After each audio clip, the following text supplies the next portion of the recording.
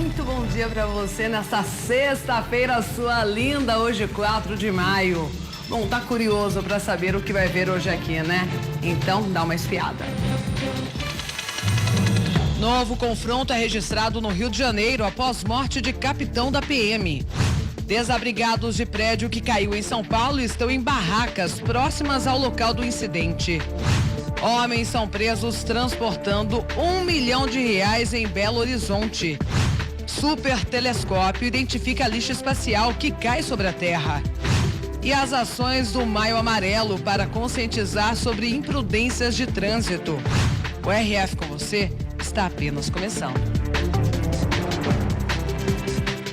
Apenas começando e temos a reportagem do dia, é claro, né? Será que os animais, os gatos, os cachorros realmente choram, hein? Você vai descobrir daqui a pouco na reportagem do dia. Inclusive, hoje está liberado, então, mandar a selfie com o seu animal de estimação que eu tanto amo receber. Falando em foto, já vamos iniciar o RF com você com aquele momento interativo, com que eu recebo tanto amor, carinho de você aí de casa. Pode colocar na tela as participações de ontem que eu não consegui mostrar, né? A Vera de Cachoeira de Minas, Minas Gerais, beijão pra você. Cristine de Bom Jesus de Itabapoana, Rio de Janeiro, super beijo, Cristine. A Eduarda e o Pedro, lindos, de Cândido Mendes, Maranhão. O Daniel de Piracicaba, interior de São Paulo, super beijo. Guilherme de São Julião, Piauí. William de Barro Alto, Goiás, beijão pra você também. Wellington de Barreirinhas, Maranhão, abraço, ótimo final de semana. Lúcia de Luzilândia, Piauí, super beijo pra você também. Carlos de Caconde, interior de São Paulo, abraço, ótima sexta-feira. O Diego de Tamandaré, Pernambuco, beijão. O Luan de Morro do Chapéu, Bahia, super beijo, Luan. O Adriano também de Santo Estevão, Bahia. Essas são as primeiras participações, você pode fazer a sua selfie nesse padrão assistindo o RF com você e hoje está liberado também, como eu já disse, mandar a foto do seu animal de estimação. Faça uma selfie com ele agora e me manda, porque a reportagem do dia vamos descobrir se os cachorros e gatos realmente choram, viu? 1997-102-4854, não esqueça de mandar o seu nome e também a cidade. Daqui a pouco tem a reportagem do dia, vamos falar sobre animais de estimação, sobre os sentimentos. Será que gatos e cachorros, eles choram como nós humanos? Será? Daqui a pouco você vai descobrir comigo, viu? Uma reportagem super interessante. Final de semana chegou e vale aí a pena saber como estará o clima na sua cidade. Portanto, previsão na tela. São Paulo, capital, sol, mínima de 18, máxima de 30 graus. No Rio de Janeiro, cidade maravilhosa, mínima de 21, máxima de 29 graus. Muito sol por lá também. E sol entre nuvens em Vitória, Espírito Santo, mínima de 22, máxima de 28 graus. Agora as notícias do dia. Em mais um confronto entre criminosos e policiais no Rio de Janeiro, um capitão da PM acabou sendo assassinado. O crime foi flagrado pelas câmeras de segurança. O capitão da PM, Stefan Contreiras, de 36 anos, seguia para o trabalho de motocicleta. Dois criminosos em outra moto derrubaram o agente e anunciaram o assalto. Eles dispararam várias vezes contra o policial, que tentou reagir, mas morreu. A polícia fez uma grande operação de emergência para prender os criminosos. Houve um intenso confronto entre policiais e traficantes. A linha amarela, uma das principais vias expressas do Rio, ficou fechada por 2 horas. Foram momentos de desespero. Me joguei no chão, meu filho tem 3 anos. No confronto, pelo menos 6 homens morreram e um outro PM ficou ferido. Os traficantes chegaram a invadir a pista em um dos principais acessos à Cidade de Deus e interromperam o trânsito. Até o fim da noite, 4 pistolas e 2 fuzis foram apreendidos, além de drogas como maconha, crack e 30 quilos de pasta base de cocaína. Depois que mataram o capitão, os bandidos fugiram para a comunidade Cidade de Deus. Por isso, foi montada uma operação de emergência. O problema é que a comunidade é uma das maiores da zona oeste do Rio e cresce de forma desordenada. Segundo a Polícia Militar, são mais de 40 entradas e saídas. À noite, os policiais ficaram nos acessos com veículos blindados. A Polícia Civil chegou até a mansão de 2 andares, avaliada em R$1,5 milhão com piscina e churrasqueira, num condomínio na zona oeste do Rio. Segundo a investigação, ela era um esconderijo de um dos chefes do tráfico da Cidade de Deus, Carlos Henrique dos Santos, o Carlinhos Cocaína. Quem está mandando mesmo no Rio de Janeiro hoje é o traficante miliciano. Estou retornando para minha casa porque não tem como eu ir trabalhar. Bom, ainda no Rio de Janeiro, os dados de violência da Baixada Fluminense superam os do Rio. Ainda assim, os moradores dizem que não viram ações das forças de segurança. Em Queimados, um vídeo mostrou a ação de traficantes da comunidade do Simão. Nas imagens, os criminosos aparecem em plena luz do dia, ostentando armas ao som de um funk proibidão. A tropa tá na pista.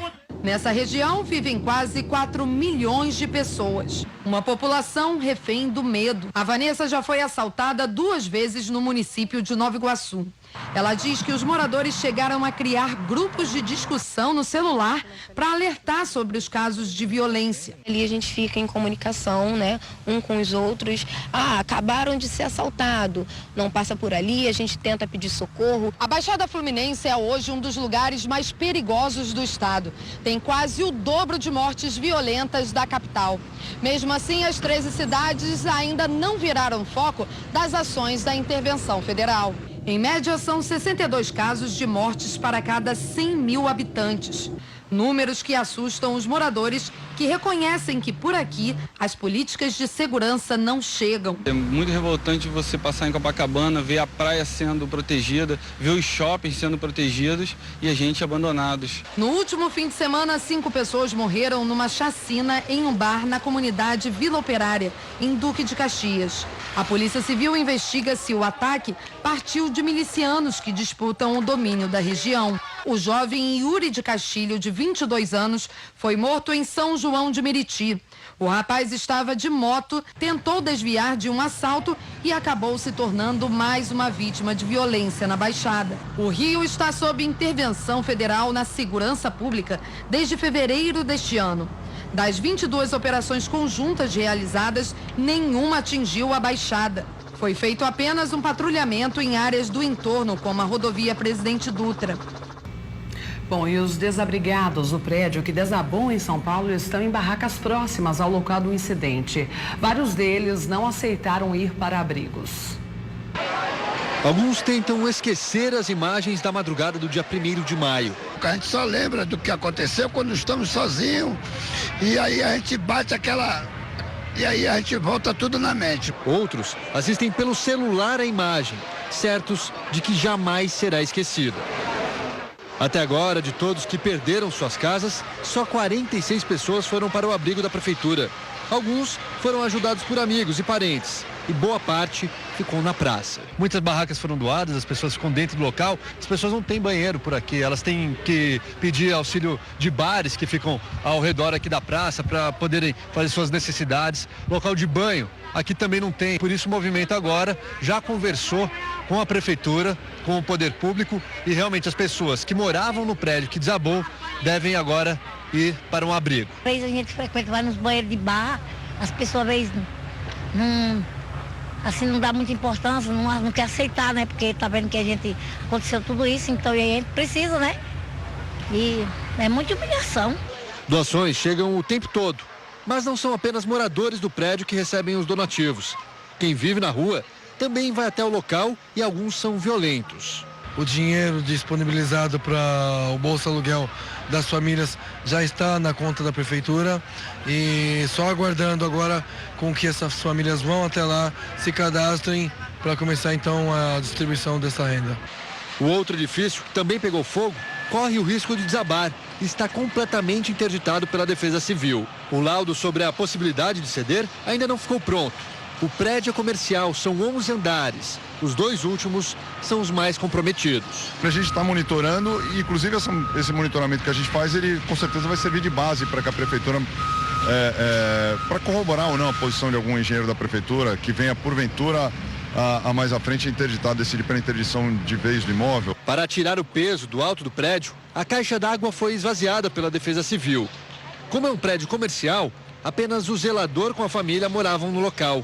Todos foram para casas de amigos. Além do edifício que pegou fogo, outros 4 prédios foram interditados e também vão passar pela avaliação da Defesa Civil. O que sobrou da Igreja Luterana de 1908 também corre o risco de desmoronar. Os moradores dos prédios estão em casas de amigos e em hotéis. Selma Almeida da Silva e os 2 filhos ainda não foram encontrados. Ela cuidava sozinha dos gêmeos e veio do interior da Bahia, onde a filha de 14 anos ainda mora. Eu estou muito sentida por isso que aconteceu com ela. Selma era muito conhecida nesta e em outras ocupações em que já viveu. Daiane morava no 7º andar e os filhos estudavam com os gêmeos de Selma. Todo dia às 6 horas de manhã ela cuidava, ela estava descendo com os filhos dela para ela levar para a escola. Werner e Wendel, de 10 anos, estavam no 5º ano dessa escola estadual, no bairro do Bom Retiro. Eles estão sem casa, porque o prédio pegou fogo, mas tá vivo. Bom, agora vamos para Minas Gerais. 2 homens foram presos em Belo Horizonte transportando mais de R$1 milhão. Eles não conseguiram explicar a origem do dinheiro. A caminhonete de luxo foi parada no posto da Polícia Rodoviária Federal em 7 Lagoas, na região central do estado. Apenas o motorista, o passageiro e uma mala estavam no veículo. Perguntado ao motorista de quem seria essa mala, ele informou que era do passageiro. Na mala que estava no bagageiro, os policiais encontraram muito dinheiro. Várias cédulas de 50 e 100 reais. Estava bem organizado o dinheiro, bem dividido, né? Fez uma estimativa com os pacotes divididos e chegamos a um cálculo aí de aproximadamente R$1.200.000. O motorista, que é policial civil aposentado, e o passageiro, o empresário do estado de Goiás, foram detidos em flagrante e não falaram nada sobre os mais de R$1 milhão que estavam transportando. O passageiro informou que o dinheiro não era dele. E não quis entrar, nenhum dos dois quis entrar em detalhes da origem desse dinheiro. Os 2 homens contaram para a polícia que saíram de Brasília com destino à capital mineira. Eles ficariam hospedados em um motel na região noroeste de Belo Horizonte. Mas como não souberam explicar a origem do dinheiro, eles foram trazidos aqui para a delegacia da Polícia Federal. Essa grande quantidade de dinheiro, o cidadão ele pode transportar desde que ele declare de onde está vindo esse dinheiro, ele comprove a origem do dinheiro, né? Bom, e hoje a antiga concessionária do transporte de Indaiatuba iniciou o processo de ressarcimento de créditos para os usuários do transporte urbano. Olha só como vai funcionar. No primeiro dia de devolução, a procura foi grande. Na central de atendimento da empresa, o expediente anunciado é das 8 da manhã às 17 horas. Vanessa foi uma das primeiras pessoas que procuraram pelo reembolso. Ela trabalha como empregada doméstica e foi prejudicada com o impasse. Prejudicou eu porque é o seguinte, eu tinha acabado de fazer a recarga do cartão e na semana seguinte eles cancelaram o cartão, falaram que não ia mais poder utilizar, né? E aí eu tive que pedir dinheiro para minha patroa de novo para poder recarregar, para mim fazer a recarga do outro cartão, sem contar o transtorno que teve que ir fazer cartão e aquela coisa toda, né? E aí me prejudicou muito assim financeiramente, porque tanto eu quanto quem me paga, né? Então me prejudicou muito esses 2 meses aí. Me prejudicou, porque inclusive eu tô até com saldo negativo lá no meu trabalho por conta das recargas que eu tive que fazer depois, né? Porque eu já tinha uma recarga por um período de tempo e eu tive que refazer a recarga por mesmo período de tempo. Nem todo mundo teve o problema resolvido. Algumas pessoas perderam a viagem. Falaram que eu não vou receber por causa que é a firma que depositava. Então, como a firma depositava, eu não posso. Se eu estivesse depositando, aí eu poderia resgatar, mas agora assim eu não posso. Eu vou ter que pagar transporte. Eu já paguei um mês de transporte tirando do bolso, o mês de fevereiro inteiro. Aí agora eu vim, gastei transporte e voltar, sendo que o transporte não é barato, né? É R$13,50 ao quanto que eu vou gastar. Porque eles falaram que a empresa que ia ter que ver uma data possível para fazer a o reembolso pra gente. E a gente veio aqui e perdeu viagem porque não resolveu nada novamente e a gente está pagando passagem do nosso bolso. É aqui para ver se resolve e eles aqui falaram que é para me esperar, que é pela empresa e não tem uma resposta nada sobre a devolução do dinheiro do Vale Transporte. A empresa Rápido Sumaré informou que o pagamento é fruto de um acordo feito com o Ministério Público, que num primeiro momento vai contemplar os passageiros que fizeram a compra das passagens com o próprio dinheiro. Já no caso das passagens compradas por empresas, aquelas que o desconto aos funcionários é de 6%, uma nova data e os valores serão definidos pela Justiça. Como mostrou a Rede Família em fevereiro, a polêmica aconteceu na troca das empresas responsáveis pela administração do transporte público em Indaiatuba. Saiu a Rápido Sumaré e entrou a Sunsetur. Aí as passagens compradas na antiga gestão passaram a não valer. Na época, nossa equipe de reportagem mostrou que o prejuízo para alguns usuários chegava a R$300. Porque não está passando e eu não tenho condição de eu ter pagar passagem, né? A firma hoje depositou R$119 para mim pagar até acho que dia 26. Estou pagando para vir trabalhar, porque são da R$3,50, né? Dá R$7 por dia. Aí já pedi emprestado ontem, já para vir hoje e amanhã. O processo de devolução vai durar 60 dias. O passageiro deve trazer um documento com foto e o cartão utilizado no dia a dia para pegar ônibus. Feito isso, a empresa tem até 15 dias para depositar o saldo em conta corrente. A central de atendimento da Rápido Sumaré fica na rua Siqueira Campos, número 331, no centro. Bom, agora política. O Supremo Tribunal Federal decidiu por unanimidade restringir o foro privilegiado de deputados e senadores. Depois de mais de um ano do início, protestos, abaixo-assinados e pedidos de vista de ministros, a redução do foro acabou aprovada. Mas apesar de unânime, a mudança revelou a insatisfação de alguns ministros com a alteração no entendimento do Supremo. Em pouco tempo vai se descobrir que os processos que vão para os estados não vão andar e daqui a pouco vão se dizer, poxa, que saudade do foro. Foro privilegiado trazia problemas para o Supremo de politização, é um tipo de atuação que se o Supremo exerce mal, como frequentemente exerce, desgasta ele para a sociedade. O regime de privilégio não é bom e que, portanto, o foro deve ser repensado de alto a baixo. Eu acho que ela vai se espraiar pela sociedade e esta matéria vai voltar para cá. A ampliação das restrições foi levantada pelo ministro Dias Toffoli no início da sessão. Para ele, ministros, juízes de cortes superiores, governadores, secretários e prefeitos deveriam ser enquadrados na mudança. Mas a discussão não tem data para ser retomada. E olha, o mês de março registrou queda de produção em diversos setores. O segmento moveleiro foi o que mais sofreu. Esta indústria de móveis na região metropolitana de Goiânia já teve 230 operários. Hoje está com 170. E já foi pior. Mais de 80 funcionários foram demitidos de uma vez só. Houve uma redução da demanda, principalmente reação do mercado. O mercado teve uma retroação nos últimos 2 anos. Esta e outras indústrias reagiram, ainda que timidamente. Nos últimos 12 meses, por exemplo, cresceram quase 3%. Mas no mês de março, o resultado foi negativo. Segundo pesquisa do IBGE, a produção industrial brasileira caiu 0,1% em março na comparação com fevereiro. Dos 26 ramos pesquisados, 14 tiveram queda e caiu mais justamente a indústria moveleira, 6,1%. Outros setores que também caíram foram os de máquinas e material elétrico, produtos farmacêuticos e bebidas. Este representante da Federação da Indústria em Goiás acredita que o índice negativo de março não significa uma mudança no ritmo da economia. Essa pequena queda era esperada, mas nada alarmante. Nós continuamos em uma recuperação pequena, mas gradual. E as ações trabalhistas registraram queda no país. Ao mesmo tempo, o número de empregos aumentou.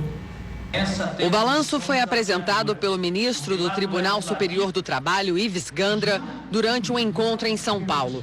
Ele criticou os juízes que se opõem à nova lei. Enquanto o empresariado sentir essa insegurança por parte do próprio judiciário, fica com um pouquinho de receio de investir. Além de diminuir as ações na Justiça do Trabalho em 48,3%, os dados divulgados no evento também mostram um aumento na geração de empregos.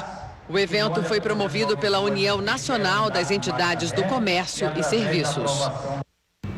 O uso de câmeras para a biometria facial em ônibus tem, claro, melhorado aí o índice de fraudes no transporte público.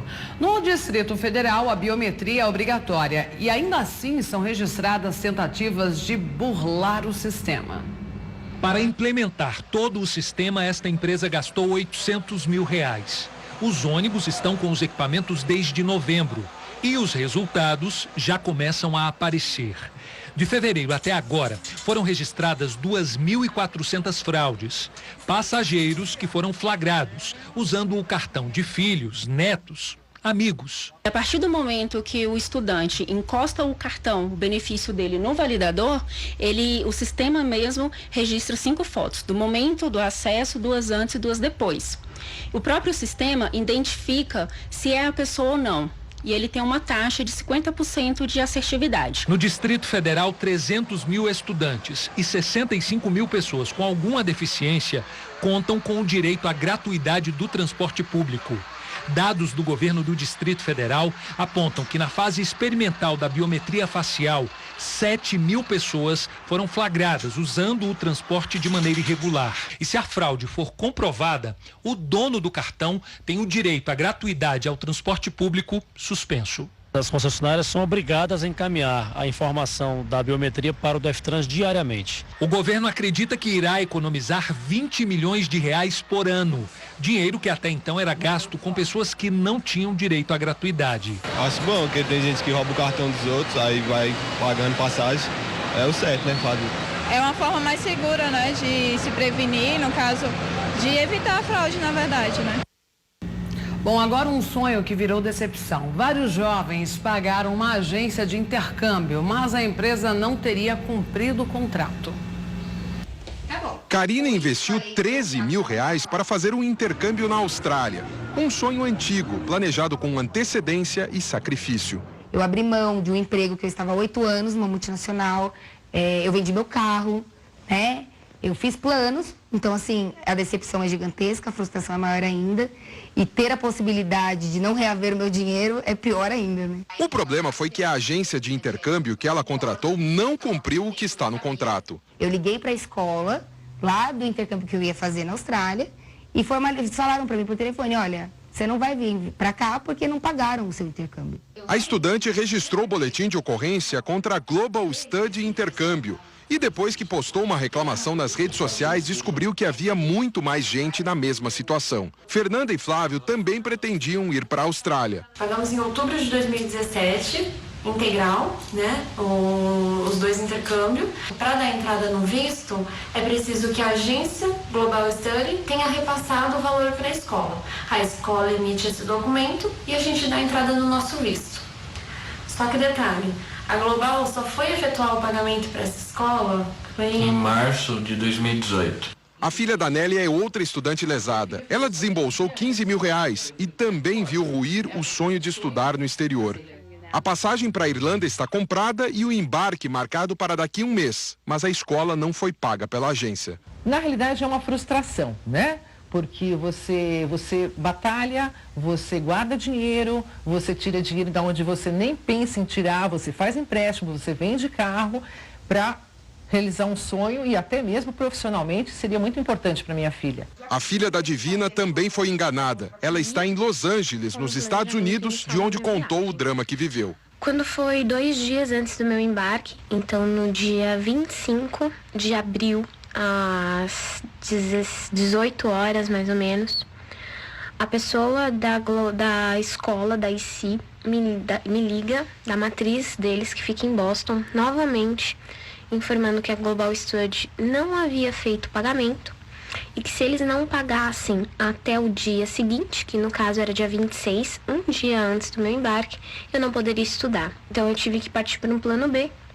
que foi pegar um empréstimo do valor que eu teria que pagar para a escola. Eu fico decepcionada, eu fico me sentindo assim impotente diante de uma situação dessa, mesmo porque a minha filha fez tudo sozinha. O Fala Brasil conseguiu mais depoimentos de pessoas que só descobriram que tinham sido enganadas pela agência de intercâmbio já no exterior. A maioria está na Irlanda. Eu fiz um pagamento de aproximadamente R$30 mil, dinheiro esse que foi economizado com muito sacrifício. Hoje eu me encontro em Dublin frustrada, em um momento desesperador, porque eu não tenho mais R$30 mil. E estou aqui em Cork também, na mesma situação que os outros colegas. E quando cheguei aqui, a minha matrícula não estava feita. A Irlanda é um destino muito procurado por brasileiros porque, além de permitir que os estudantes trabalhem, tem o melhor custo-benefício nesse tipo de intercâmbio. É possível fazer um curso de inglês de 6 meses, com acomodação garantida no primeiro mês por R$15 mil. No Canadá, um curso parecido custa R$20 mil. E na Austrália, que também permite que o estudante trabalhe durante o curso, o custo é ainda maior, de R$26 mil. Mas no ranking dos países de língua inglesa mais procurados pelos brasileiros, o Canadá vem em primeiro lugar, seguido de Estados Unidos, do Reino Unido, da Austrália e da Irlanda. Para estudar na Irlanda é preciso uma carta da escola dizendo que o curso está pago, €3 mil depositados numa conta do país, comprovante de residência, o IRP, que é uma permissão de residente, e ainda o PPS, que é um número de registro como o nosso CPF. Todas essas exigências são necessárias para conseguir um visto de até 8 meses como estudante. No ano passado, 302 mil brasileiros viajaram para estudar no exterior, uma marca inédita, de acordo com a Associação Brasileira de Agências de Intercâmbio. Esse mercado de educação internacional movimentou cerca de R$10 bilhões, um aumento de 23% em relação ao ano anterior. O investimento para um curso no exterior também cresceu, foi 12% maior. Um dinheiro normalmente economizado com muito sacrifício. Por isso, antes de contratar o serviço de uma agência, é preciso tomar cuidados. A partir do momento que ela é um estudante genuíno, e esse estudante ele vai buscar algo ligado à sua educação. Então ele vai verificar se é uma escola que tem as acreditações, os certificados corretos, se essa escola não tem um valor absurdamente mais baixo que as demais. Porque se ela tem um valor absurdamente mais baixo que as demais, isso significa que ela não tem qualidade de ensino. Marcelo recomenda que as pessoas procurem pelo serviço de uma empresa filiada à Associação Brasileira de Agências de Intercâmbio. De 1.100 agências de intercâmbio espalhadas pelo país, 600 são filiadas à associação. A Global Study não é uma delas. São 12 casos no total, tá? Sim. Dos alunos que embarcaram nas 2 últimas semanas. Nós fizemos hoje uma reunião com uma das escolas e em torno de, se eu não me engano, 8 deles já foram resolvidos. E nos próximos dias, espero que no máximo em 7, 10 dias, a gente já tenha a finalização dos outros que faltam. Para a Karina, é só mais uma promessa que não será cumprida. Ela não acredita mais na palavra de ninguém da empresa. Eu não acredito porque ele já mentiu para mim diversas vezes. Ele já falou para mim que tinha sido feita transferência, em momento nenhum a transferência do valor foi feita. Ele tem o mesmo approach comigo que com várias outras pessoas que alegam a mesma coisa que eu. Então, ele não tem credibilidade nenhuma para mim, nem ele, nem ninguém da agência. Numa das ligações que fez para a agência, a estudante descobriu que o problema é muito mais grave. Você tem informações se a Global vai abrir falência? Ela está bem na direção disso mesmo. Vários funcionários já pediram desligamento. Ontem à noite, logo depois que gravamos a entrevista na casa da estudante, ela recebeu uma ligação de um dos donos da agência. Sem saber que estava sendo gravado, Flávio Imamura confirmou que a empresa passa por sérias dificuldades e talvez não consiga honrar todos os contratos. A gente tá prejudicando muita gente, sabe? Não sei como isso foi acontecer. Pô, a gente se endividou até o teto. Eu acredito que eles estejam numa situação ruim financeiramente, mas eles estão escolhendo fazer isso da pior forma, que é deixando as pessoas sem notícias, sem amparo, sem ajuda. E acabando com sonhos, né? Bom, vamos mudar de assunto para te mostrar uma curiosidade. Um super telescópio foi instalado na região sul de Minas Gerais para monitorar aí o lixo espacial. Você não deve se dar conta, mas muitos objetos do espaço caem na Terra pelo menos 200 vezes ao ano. Ele pesa cerca de 2 toneladas e fica protegido contra o sol. O telescópio russo está instalado a mais de 1.800 metros de altitude. O objetivo é mapear o lixo espacial. Restos de materiais que foram utilizados em construção de satélites, partes de satélites, todo e qualquer material que foi deixado no espaço e não está em atividade, não está vivo, em uso, é classificado como lixo espacial atualmente. Instalado por meio de uma parceria entre as agências espaciais da Rússia e do Brasil, o telescópio fica no Laboratório Nacional de Astrofísica em Brasópolis, no sul de Minas Gerais. A cidade foi escolhida por causa da localização geográfica. Natália é a pesquisadora russa responsável por supervisionar o projeto. Ela explica que o equipamento monitora todo o hemisfério sul. É bem parecido de um telescópio instalado no território russo, no hemisfério norte. Muito importante que nós podemos medir, tirar imagens e calcular órbitas no futuro com muito mais precisão. O equipamento mapeia de 500 a 800 detritos espaciais por noite. São centenas de imagens como estas. Relatórios são enviados todos os dias para a Agência Espacial Europeia e para a Agência Espacial Americana, a NASA. Só para se ter uma ideia da potência do telescópio, lixos espaciais que estão a 36 mil quilômetros já foram identificados. Durante o dia, ele fica parado. Isso porque ele trabalha durante toda a madrugada. Para operar o telescópio são necessárias 8 pessoas. Em funcionamento há 1 ano, ele consegue detectar lixos espaciais bem pequenos, de apenas 20 centímetros, por exemplo. Você tendo uma grande quantidade, um acúmulo desse material no espaço, você acaba tendo a possibilidade, a incidência de choque com equipamentos que estão em operação. Esses lixos chegam a uma velocidade de 36 mil quilômetros por hora. Em média, caem 200 detritos na Terra por ano. Bom, e de volta ao interior de São Paulo para mostrar que foi confirmado o primeiro caso de gripe H1N1 em Limeira.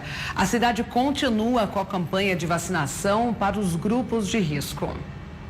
Um homem de 39 anos foi internado com síndrome respiratória aguda grave. Ele recebeu a confirmação de gripe, a H1N1, mas já passa bem. É o primeiro caso confirmado em Limeira este ano, depois de 2 anos sem o registro da doença.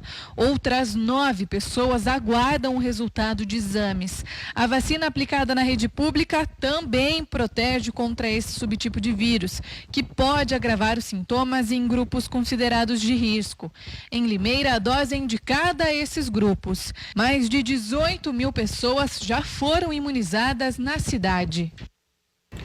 Bom, estamos no mês de maio em que se realizam ações para conscientização no trânsito. É a campanha Maio Amarelo. A repórter Larissa Israel foi até uma escola aqui de Limeira para acompanhar uma das atividades. Vamos ver agora.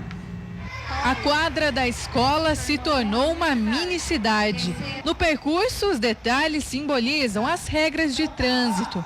São placas, edifícios, semáforos, tudo que um condutor encontra no dia a dia. O colorido chamou a atenção das crianças, mas a atividade lúdica é carregada de conhecimento. A gente leva essa conscientização com a minicidade para as crianças, fala um pouquinho orienta sobre as placas, fala um pouquinho das questões do cinto de segurança, do celular também. Não está ali, mas está, a gente vai falando e vai conscientizando as crianças. Porque hoje a gente percebe que a criança, ela é esse multiplicador, de informação. Então a gente gosta muito de passar para eles e fazer com que eles mesmo chamem até mesmo a atenção, muitas vezes, do pai e da mãe. Então isso é muito importante. Eu acho que a educação no trânsito nessa questão da escola é muito válida. A gente tem visto bastante, assim, bons resultados com isso. A atividade faz parte do movimento Maio Amarelo, que foi criado para chamar a atenção da sociedade para o alto índice de mortes e feridos no trânsito de todo o mundo. Por aqui, a intenção é deixar o trânsito de Limeira mais seguro, já que as crianças de hoje serão os motoristas de amanhã. Além disso, os pequenos dividem em casa, com os familiares, todo o conteúdo que foi passado na escola. Por isso, a importância de atividades como essa nas unidades de ensino. Achamos extremamente importante esse trabalho, principalmente com os menores, porque o Maio Amarelo é uma ação mundial. E é uma ação que nos remete a um debate, uma reflexão com relação à conscientização. E nada melhor do que o início com os menores, porque eles são uma esponja, eles absorvem com maior facilidade, né, para dar continuidade a essa responsabilidade no trânsito. E eles aprendem rápido. O que eu aprendi é que quando você está passando muito rápido, o radar pode pegar. Aí ele tira uma foto que manda para uma multa, aí justifica que seu carro ele está sendo multado. A gente não pode parar na vaga de idoso, porque principalmente para quem é idoso de verdade com deficiência. Eu aprendi que os carros têm que parar para os pedestres atravessar. Eu aprendi que se um carro estiver passando muito rápido, mesmo que não tenha placas, e para pertinho de um pedestre, ele está ameaçando o pedestre. Se for um deficiente, ele pode se assustar com o carro e acontecer alguma coisa. O percurso é rápido. Dura cerca de 15 minutos, mas as crianças já dão os primeiros passos para um trânsito mais seguro. E para isso, já até sabem o conhecimento que vão dividir em casa. Eu vou ensinar que não vai poder ligar o telefone no carro, eu vou falar para ele tudo que eu aprendi aqui. O que eu mais gostei foi que quando a gente crescer, a gente que vai dirigir um carro, então a gente já tem que aprender os cuidados para a gente não passar da linha de pedestre e essas coisas, entendeu? É o terceiro ano que o projeto, em parceria com a Secretaria de Mobilidade Urbana, é desenvolvido nessa escola de Limeira, para os alunos do ensino fundamental. Cerca de 206 crianças com idades entre 6 e 11 anos participaram da atividade que começou em sala de aula. A gente reforça muito, não só nesse momento que é importante junto com o pessoal do trânsito, mas também nas aulas, porque um gesto muito simples, como por exemplo você utilizar um cinto de segurança, ele salva vidas. Você atravessar na faixa de pedestre também. Então coisas tão simples que nós podemos estar passando todos os dias e eles cobrando os adultos. E eles fazem isso com muita atenção, com muito carinho.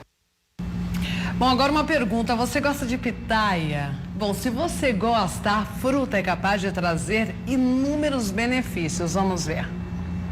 Saborosa, refrescante e cara. O quilo da pitaia não sai por menos de R$100. Mas há quem diga que vale a pena. A fruta é fonte de vitaminas. Ela pode ser usada para combater a anemia, doença muitas vezes causada pela falta de ferro no organismo. Por ter ferro e vitamina C. Então isso estimula a formação das nossas células sanguíneas. A pitaia, também conhecida como fruta do dragão, chama atenção pelas cores. Tem a vermelha, a amarela e a branca. Esta aqui é a favorita de Débora. E o mais gostoso que ela é diferente, esses carocinhos, essa crocância dela que é o segredo. Hoje eu conheci essa amarela, que eu comprava só a vermelha. Essa é bem mais doce, muito mais gostosa. A fruta também é ideal para quem quer perder peso. Além da baixa caloria, tem função termogênica, ou seja, faz a temperatura do corpo subir e acelera o metabolismo. Existe uma grande quantidade de uma substância chamada tiramina. A tiramina estimula a liberação de um hormônio chamado glucagon. O glucagon, ele estimula o nosso organismo a metabolizar melhor os nossos açúcares e as gorduras. Então, por isso, ele ajuda a diminuir a glicose que tem no nosso organismo e regular também o colesterol. Por ter uma grande quantidade de vitamina C e ômega 3, a pitaia tem ação antioxidante. Previne desde o envelhecimento precoce até doenças mais graves, como diabetes e o câncer. O recomendado para conseguir os benefícios é consumir meia fruta por dia. Para diversificar o cardápio, fomos até uma chefe de cozinha. Ela vai ensinar 2 pratos feitos com a pitaia. O primeiro é um ceviche. Você corta o salmão em cubinhos, coloca num recipiente, mistura pimenta dedo de moça, seria metade sem as sementes, porque a semente deixa bastante picante, meia colher de gengibre, colher de sopa, 1/4 de xícara de azeite de oliva, meio limão, suco do limão, 1/4 de xícara de coentro, sal e pimenta do reino a gosto, 1/4 de cebola roxa, cortada em tirinhas. E a gente deixa por último a pitaia para que ela não perca a textura dela. A pitaia cortada em cubinhos, a pitaia branca, justamente para fazer esse contraste de cores. Agora chegou a vez da sobremesa. Uma pitaia vermelha picada em cubinhos. A gente coloca também meia xícara de açúcar e deixa reduzir para que vire como um creminho. A gente coloca uma camada do creme de chantilly, em seguida o creme de pitaia, a gente coloca as amêndoas por cima e cobre com mel de abelhas nativas. De dar água na boca, hein? Bom, daqui a pouco mais notícias aqui no RF com você. Totó parece estar com muito sono. Pode acordar aí, viu? Porque o RF com você já começou.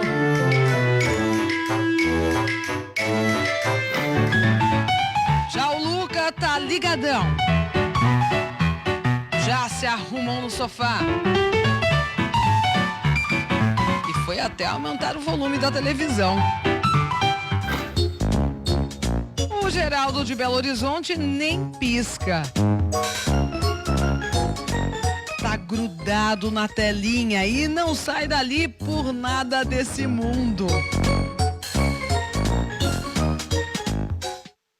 Ainda no momento fofura, mostra a minha fofura, pode colocar na tela. Olha aí, eu com o meu Chico, dando um cheirinho nele. Eu amo o Chico. Daqui a pouco eu vou mostrar a Jolie também, a minha gatinha linda branca.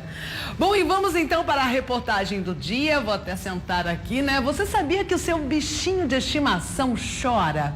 Pois é, os animais também choram. Mas você sabe identificar o motivo pelo qual o pet tá chorando? Pois é, saiba que é possível, viu? Vamos ver.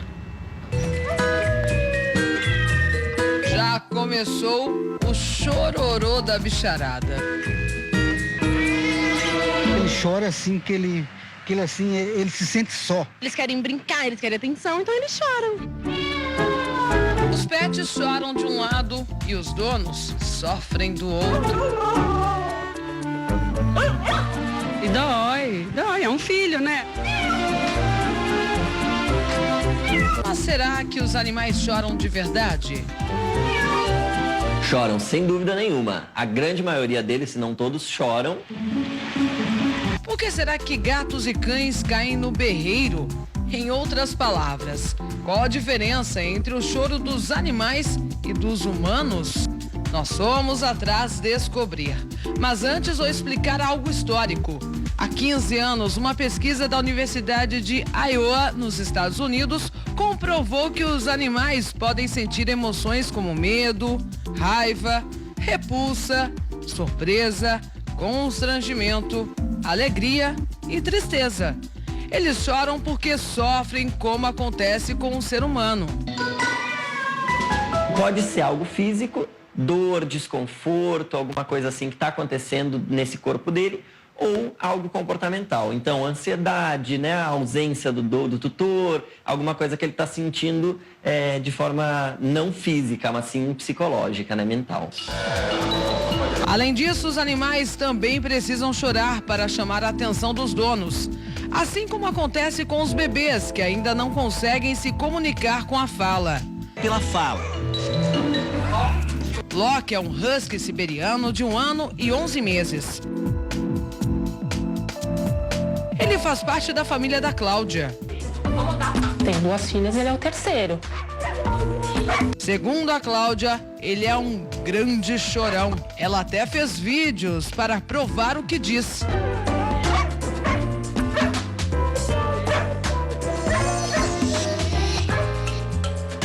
Cláudia já se acostumou com a choradeira. Já os vizinhos não disfarçam. Ai, o cachorro ficou a tarde inteira reclamando. Ai, vocês saíram, né? O cachorro reclamou bastante. Ai, tá tudo bem com o cachorro que ele reclamou bastante, né? Este especialista em comportamento animal estudou o choro dos pets. Segundo ele, existem momentos em que o choro é sim motivo de preocupação. A causa disso já pode ser algo que não tá bacana na vida dele, né? Se for um choro contínuo, todo dia esse animal chora quando o tutor sai ou algo assim, a gente já tem que ligar a luz amarela, né? Porque o choro ele pode ser só a pontinha do iceberg. E a gente tem que ver o que tá acontecendo por baixo. Outras vezes o choro pode ser um jogo para conseguir algo. Se ele nota que chorando ele ganha alguma coisa, um carinho, a comida, uma brincadeira, ele começa a usar aquilo como um recurso. Que nem o latido, às vezes o cão late para pedir comida, para pedir carinho, ele pode usar o choro da mesma maneira. Este, por exemplo, é um cão que gosta de manipular a dona. Quando eu vejo que ele tá chorando, eu espero ele parar de chorar para entrar dentro de casa. E daí ele vai, eu acho que ele começa a associar que, chorar não vai me fazer voltar para casa. Ele tá parando. Cães e gatos abrem o bocão quando sentem falta dos donos ou da família, sentem medo, sentem fome, sentem dor, mal-estar ou então para manipular os donos. Neste caso, pode ser um pedido de petisco, de brinquedo ou até mesmo de carinho. E alguém já viu uma lágrima escorrendo dos olhos de um cachorro ou de um gatinho?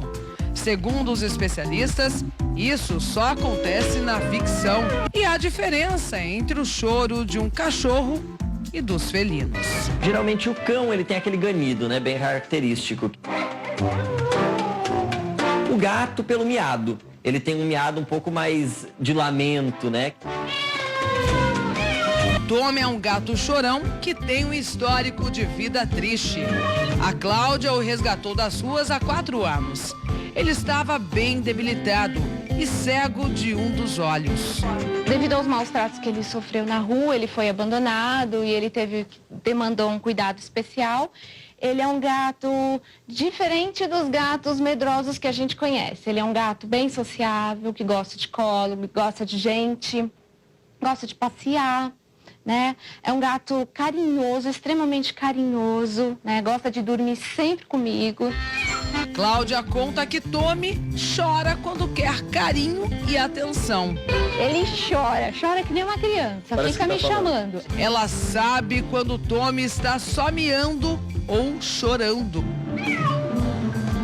É um miado diferenciado. Quando ele pede comida, ele é um miado curto, né? Ele só faz um... Agora, quando eu vou sair, aí é um miado bem diferenciado, né? É como se fosse um chorinho mesmo. Aí ele chora mesmo, me pedindo pra ficar. Mas o que fazer se o seu animal chora mais do que o normal? Procurar um veterinário clínico, né? A primeira coisa que a gente pode descartar também são dores físicas, problemas, doenças que podem estar ali causando um desconforto nesse animal e ele acaba chorando. Isso é muito importante também. Então a gente sempre tem que ver se é alguma causa física ou uma causa comportamental, para a gente ver o que está acontecendo e tratar esse problema da forma correta. O Tommy e o Loki já foram ao veterinário e estão saudáveis. Não é nenhuma dor, não. Os donos já se acostumaram e têm estratégia para aliviar o choro. Quando a gente vai sair durante muitas horas, a gente procura passear com ele de manhã. Então a gente vai no parque, fica umas 2 horas no parque para cansar bastante ele, para quando voltar ele não sentir tanta nossa falta. Já a dona do gato Tommy ainda não descobriu uma forma para lidar com tanto chororô. Ele precisa de atenção incrível, é 100%. Ele precisa e ele exige isso. Ele deixa bem claro com esse chorinho dele.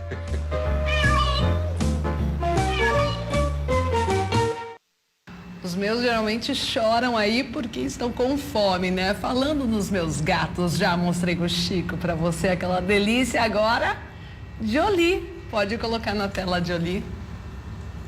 Olha aí, que coisa linda, mandando um bom dia para vocês aí de casa. Beijão, Jolie. Mais fotos. Pode colocar na tela. Spike e Edna. Beijão pra vocês. O Theo e a Bichana, esses gatos aí são da minha mãe. Olha que coisa mais linda. A Maia trabalha como salva-vidas. Cuidado aí, não vai se afogar. Maia, acho que você vai ter que entrar em ação. E entrou.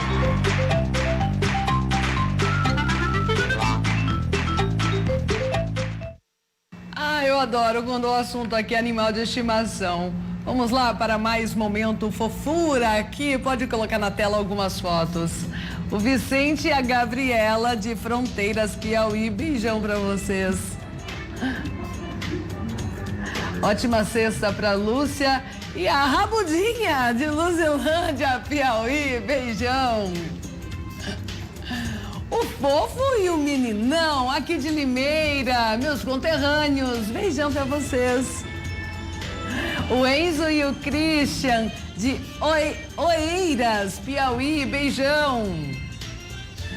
O Ismael, olha que graça. A gata e os gatinhos, os filhotes de São Luís, Gonzaga, Maranhão, beijão da tia. Essas são as participações e continuamos então com a reportagem do dia. Agora a gente vai para Sorocaba, no interior de São Paulo, conhecer um novo ponto turístico construído pela natureza, viu? É que o canteiro de uma praça, gente, foi tomado por teias de aranha. Olha só que impressionante. Daria para dizer que a vegetação da praça amanheceu coberta de orvalho. Não fosse a trama perfeita e a extensão do véu. Assim que o tecido natural se revela por completo, faltam palavras para explicar o fenômeno. A curiosidade aguça e cada um que passa busca palavras para definir o que vê. Eu achei que deve ser uma montagem. Não parece verdade, de jeito nenhum. Nunca vi isso na minha vida, viu? E olha que eu já passei dos 80. Nunca um canteiro de uma praça foi tão clicado e admirado em Sorocaba, no interior de São Paulo. Virou ponto de parada obrigatória para adultos e crianças. E o Arthur, de 6 anos, encontrou na imaginação fértil a explicação para o emaranhado de teias. Eu achei que tem uma aranha gigante vindo. Você acha que só uma aranha que fez tudo isso? Sim. É, uma aranha daquelas de filme, assim? O Arthur e o pai não encontraram nem aranhas gigantes, nem minúsculas. Mas que foram aranhas que costuraram essa maravilha na praça, não há dúvidas. O inusitado é o local que elas escolheram para o trançado. Já tinha visto, mas não nessa quantidade, entendeu? No sítio do meu sogro, já tinha acontecido um fato que nem esse, mas não nessa proporção, né? Deve ter alguma coisa para chegar, elas irem para o chão, né? Descer das árvores, alguma coisa deve estar acontecendo, né? Muita gente aqui em Sorocaba ficou intrigada com o fenômeno e foi para casa com muitas perguntas. Afinal, que tipo de teia é essa? Quantas aranhas são necessárias para produzir esse emaranhado todo? Respostas que só um especialista no assunto pode nos dar. Randy é biólogo e se acostumou a ver esse tipo de teia gigante em áreas de mata. Na cidade é a primeira vez. A gente pode notar que é um tipo de teia utilizada apenas para reprodução. Haja vista que a gente não nota a aderência de nenhum tipo de inseto, nenhum tipo de mosquito, de tal forma que essa teia foi produzida, foi secretada pela fêmea aranha, justamente para que os filhotes alcançassem outras áreas dentro dessa praça aqui especificamente. Aqui a missão já foi cumprida. O close, capturado pela lente da câmera, revela inúmeros pontinhos. São centenas, milhares de filhotes de aranhas recém-saídos dos ovos. Não dá para ver os pais delas porque as aranhas têm hábitos noturnos. Os adultos se escondem durante o dia, mas o espetáculo natural que criaram é digno de aplausos. E quanto tempo as aranhas levam para fazer essas teias? Entre 18 e 24 horas. Um trabalho para centenas de aranhas e que também contou com a ajuda do clima favorável. Essa situação aconteceu justamente antecedendo um dia bem quente como hoje, um dia com pouca chuva, com pouco vento, a aranha pressentindo a condição ideal para colocar os seus ovos, ela vem e mantém esse ambiente como repleto de teias, dessa forma ocasionando um emaranhado de teias que acaba causando até um efeito visual bonito de se ver. Para o biólogo, é difícil saber o que causou esse fenômeno num ambiente urbano, mas ele diz que não há motivo para medo, porque essas aranhas são inofensivas, algo que todos precisam saber para que ninguém saia matando aranha na praça por se sentir ameaçado. Temos que preservar esse ambiente e não destruí-lo, né? Porque, de alguma forma, essas aranhas aqui contribuem para o equilíbrio ecológico dessa praça aqui na cidade de Sorocaba. Pelo que a gente viu aqui, os moradores de Sorocaba e agora vizinhos das aranhas estão de acordo. Cada um no seu habitat, no seu quadrado, né? Porque assim como ela nos respeita, pode ver que ela não passa desse espaço que ela está, entendeu? Nós também devemos respeitá-la também. Impressionante, né? Essas coisas da natureza que impressionam realmente. Produção, dá para colocar mais fotos agora? Ou daqui a pouco? Agora, vamos lá então. Daqui a pouco eu quero mostrar um vídeo também. A gente não consegue colocar lá na ilha de edição, então eu vou mostrar daqui do tablet mesmo os gatinhos brigando na cama de uma telespectadora. Valmir e Panda de Palmeiras, Pernambuco, beijão pra vocês. Dandara e a Ângela aqui de Limeira, sempre acompanhando o RF com você. Super beijo, ótimo final de semana, viu? Dadá e o Toby de Luzilândia, Pernambuco. E agora aqui o vídeo. Qual câmera? Do Teves? Vamos lá. Assim eu vou deixar. Brigando ou se amando, não é mesmo? A Jolie e o Chico, os meus gatos também fazem isso. Quanta fofura, eu amo gato. Final de semana já chegou, vamos ver a previsão então, como fica aí o final de semana em várias partes do país. Aqui em Limeira, sol por aqui, mínimo é de 18, máxima de 32 graus. Em Campinas também, dia ensolarado, mínima de 18, máxima de 31 graus. E em Botucatu, mínima de 18, máxima de 29 graus, sol entre nuvens por lá. Destaques da agenda cultural com a linda Larissa Israel. Final de semana chegou mais uma vez, e aí? Preparados para curtir esses dias de folga? A sexta-feira promete ser animada em São Paulo. O cantor porto-riquenho Luiz Fonsi está no Brasil para mais uma turnê. O cantor é recordista de acessos no YouTube.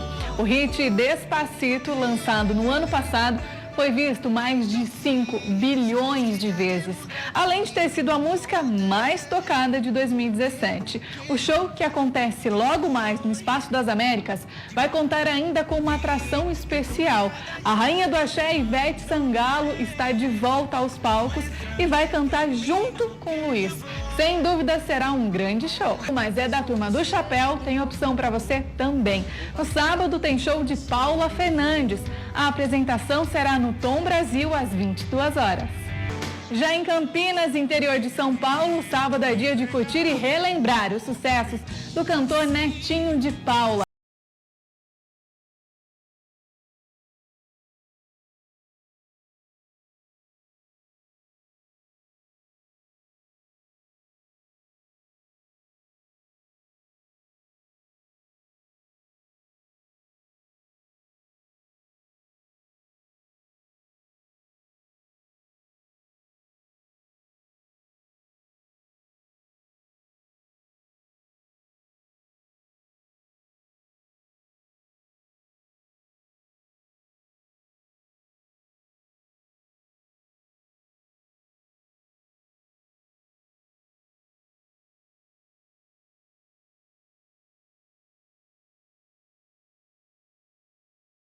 CPM 22. A apresentação será em Barão Geraldo às 22 horas. E essas foram as dicas da nossa agenda cultural para você aproveitar o final de semana com o melhor da música. Eu volto na próxima sexta-feira com muito mais. Então, grande beijo e até lá. Um beijo, quanta animação para o final de semana, né? Já estamos na reta final. E agora aquele momento, né? Mais um momento especial que eu recebo tanto carinho e amor de você que tá aí do outro lado da telinha. Olha lá a Pipoca e a Guerreira de Itabapoana, Rio de Janeiro. Beijão. Mais fofura? Temos mais fofura? Pitoco, de Teófilo Otoni, Minas Gerais. Cachorrinho mineirinho, hein? E a Dandara, gente, a Dandara é fã do RF com você, viu? Deixo até minha bolinha, que amo brincar, de lado para assistir o RF com você. Um beijão. Júnior e Bela, de Icó, Ceará. Essas foram as participações dessa sexta-feira. Quanto carinho que eu recebo de vocês. Eu amo cada um de vocês, viu? Vocês fazem meu dia ser melhor, meu final de semana também. Um super beijo e juízo, hein? Tchau, tchau. Até segunda.